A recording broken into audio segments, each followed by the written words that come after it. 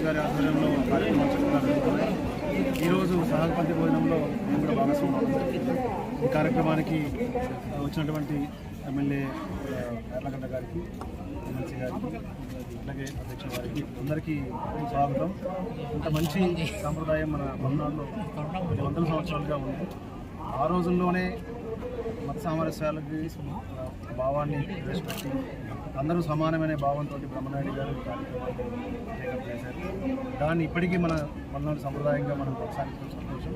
రాబోయే రోజుల్లో ఇంకా మనం దీన్ని ప్రజల్లోకి తీసుకుని వెళ్ళి అందరూ సమానమైన భావన ఇంకా తీసుకురావాలని విషయాన్ని కోరుకుంటా ఉన్నాను. ఎమ్మెల్యే గారు మాట్లాడుతూ ఒక మాట అన్నారు, ఆర్థికంగా ఇంకో రకంగా లేకపోతే ఫైనాన్షియల్గా వెనకబడ్డామే కానీ మేము మిగతా మానవత్వ పరంగా కానీ మత సామరస్య పరంగా కానీ మిగతా అంశాల్లో పల్నాడు జిల్లా ముందే ఉంటుందని చెప్పి మంచి మాట చెప్పారు. వారికి ధన్యవాదాలు. రాబోయే రోజుల్లో ఈ ప్రాంతానికి ఇంకా అభివృద్ధి జరగాలని, చెన్నకేశవ సమావేశంలో గట్టిగా ఉండాలని మనస్ఫూర్తిగా. ఉత్సవాల్లో భాగంగా ముఖ్యంగా నాకు నచ్చిన అంశాలు ఈ చాపకూడ సర్వసాధారణంగా చాలా సంప్రదాయాల మీద పండుగ జరుగుతుంది. ఇక్కడ స్వేచ్ఛ సమానత అనేటువంటి అంశం మీద అన్ని కులాల వారు కూడా కలిసి ఏదైతే చేసేటువంటి భోజనం అది వాళ్ళందరి మధ్యన కూడా సామరస్యానికి దారితీస్తుంది. ఆ చాపకూడ అనే అంశాన్ని గత 100 సంవత్సరాలుగా చేస్తున్నారు. ఇది భవిష్యత్తులో కూడా ఇలాగే కొనసాగాలని.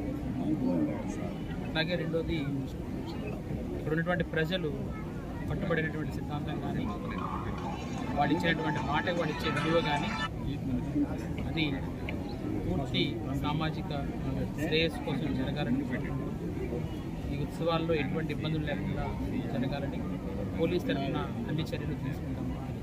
పంపించగలిగితే తప్పనిసరిగా పూర్తి స్థాయి న్యాయం ఈ పల్నాడు జిల్లా ప్రజానీకరణ జరిగిద్దనేది నా అభిప్రాయం.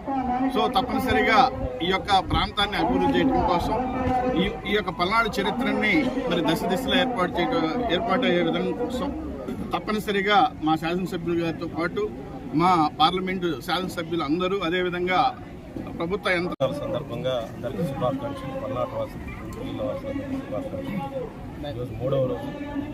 ఈరోజు ఒక చరిత్రాత్మకమైన పల్నాడు బ్రహ్మనాయుడు గారు ప్రారంభించిన చాపకూడి సిద్ధాంతానికి ఈరోజు ప్రతీకగా చేసుకుంటూ ఉంటాం.